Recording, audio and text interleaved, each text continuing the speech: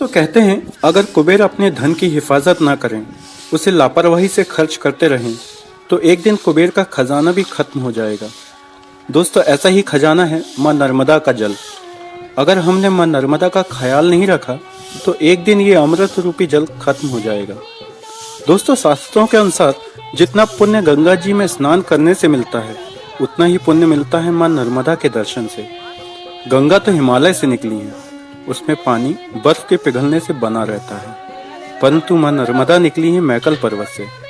नर्मदा का जल स्रोत है नर्मदा तट की हरियाली, पेड़ पौधे, घना जंगल। अगर ये पेड़ पौधे, ये घना जंगल नहीं रहा तो एक दिन माँ नर्मदा कहीं विलुप्त न हो जाए।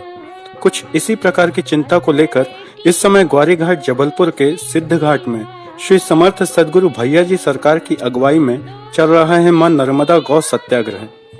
भैया जी सरकार पिछले 54 दिनों से निराहार हैं, तो आइए उन्हीं से जानते हैं इस सत्याग्रह के बारे में।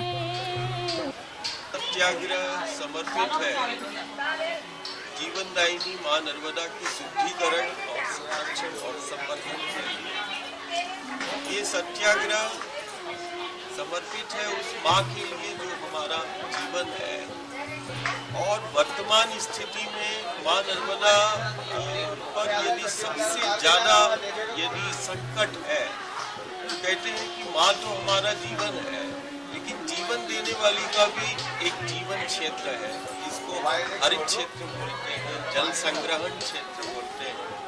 और अभी सबसे बड़ा संकट नर्मदा के तटीय क्षेत्रों में जो है कि लगातार जीवनदायिनी का जीवन क्षेत्र, जिसे हम हरित क्षेत्र बोल रहे हैं, जल संग्रहण क्षेत्र बोल रहे हैं, वो लगातार धीरे धीरे खत्म होता जा रहा है। ये सत्याग्रह उस हरित क्षेत्र को संरक्षित करने के लिए है जो हमारा जीवन क्षेत्र है।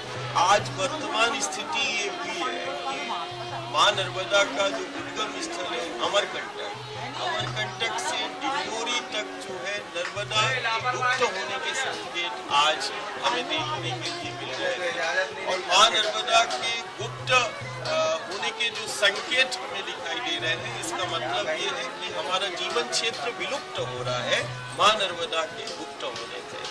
और इसका सबसे बड़ा कारण है कि दबंग पूंजीपति और माफिया जो है लगातार जो है धर्म, संविधान, उच्च न्यायपालिका शासन की नीति के विरुद्ध, आदेशों के विरुद्ध जो है अपने निजी स्वार्थों से माँ के उस हरित आंचल को जो है वो खत्म करते जा रहे हैं।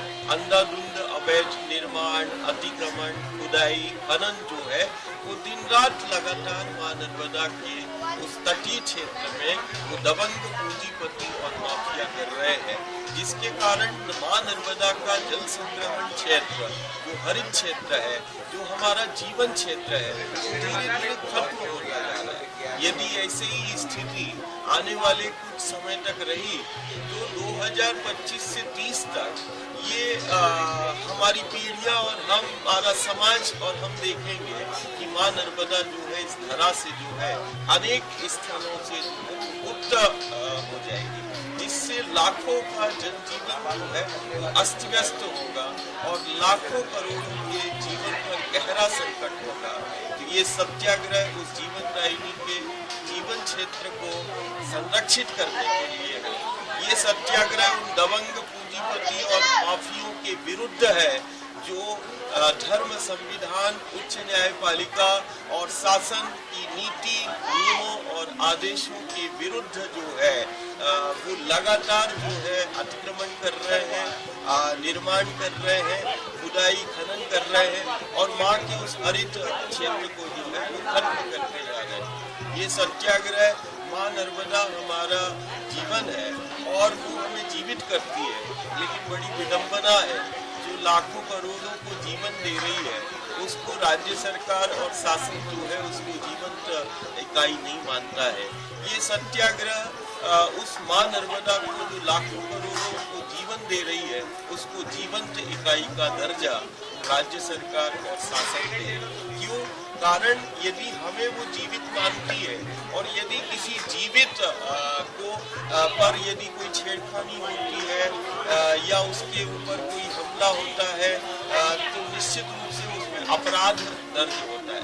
मां नर्मदा को जीवंत इकाई का दर्जा जब राज्य सरकार देगी तो इसमें चंद मुट्ठी भर लोग जो दिन रात मां नर्मदा के आंचल को छेड़ रहे हैं उन पर अपराध कायम होगा और वो उनको सजा होगी। एक डर और भय उन माफियों के अंदर होगा जो दिन रात जो है मां के आंचल को भेजते हैं। तो ये सत्याग्रह उस जीवन दायिनी के लिए समर्पित है और प्रत्येक दिन जो है वो नर्मदा भक्त मां के द्वार पर ऐसे ही क्रमिक अनशन और जन जागरण करते हैं और हम सभी नर्मदा भक्तों को ये आह्वान करते हैं कि जीवन दायिनी के जीवन क्षेत्र को बचाने के लिए आप आगे आए। हम उस मां ने जिसने हमें जीवन दिया है उसके लिए हमने अन्न आहार का त्याग किया है। हम आह्वान करना चाहते हैं सभी लाखों नर्मदा भक्तों से, संस्कारधानी और मध्य भारत और देश के कोने कोने में नर्मदा भक्त है। हम यही हमारी इच्छा है, अंतिम इच्छा है कि उस जीवन देने वाली के लिए लाखों नर्मदा भक्त है और लाखों करोड़ों नर्मदा भक्त होने के बावजूद भी सहारा देने वाले को आज सहारे की आवश्यकता है। मां नर्मदा के जीवन क्षेत्र को बचाएं, हरित क्षेत्र को बचाएं, अपने गांव, नगर और प्रांत को जो है संरक्षित करें। यही हमारी अंतिम इच्छा प्रत्येक नर्मदा भक्त से है कि वो आगे आए और मां के प्रति आस्था और श्रद्धा प्रकट करें।